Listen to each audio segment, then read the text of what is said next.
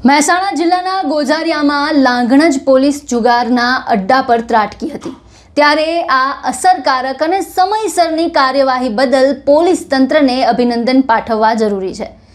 પોલીસને મળેલી ચોક્કસ બાતમીના આધારે નાગરિક બેંક પાછળ આવેલા વાણિયાવાસમાં દરોડો પાડવામાં આવ્યો હતો।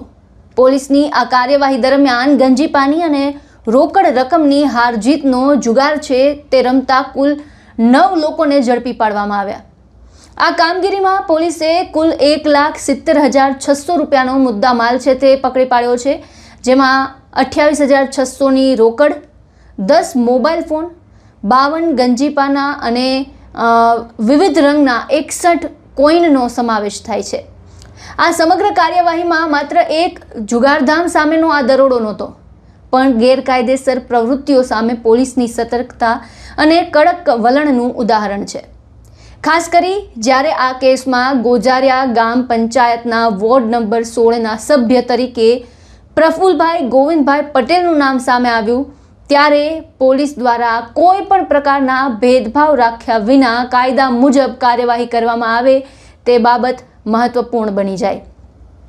આ કામગીરીમાં લાંઘણજ પોલીસ સ્ટેશનના પીઆઈ એમ ગેહલોતની ભૂમિકા પ્રશંસનીય રહી।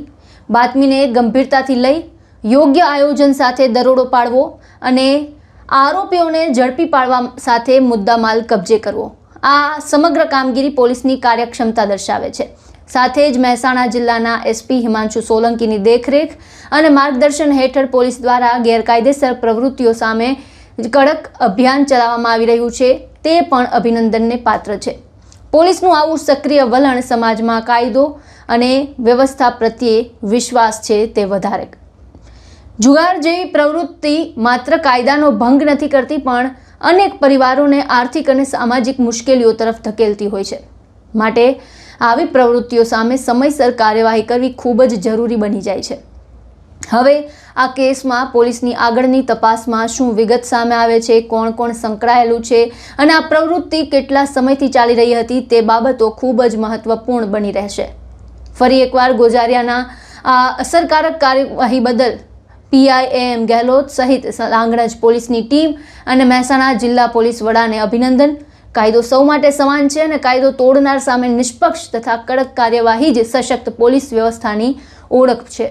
તો આ સમગ્ર મુદ્દાને લઈને આપના વિચારો અમને કમેન્ટ બોક્સમાં જણાવો અને આપને અમારો આ વિડીયો પસંદ આવ્યો હોય તો અમારી ચેનલને લાઇક, શેર અને સબસ્ક્રાઇબ કરવાનું ભૂલશો નહીં। ફરી મળીશું નવા વિડીયો સાથે। મને આપશો રજા। નમસ્કાર।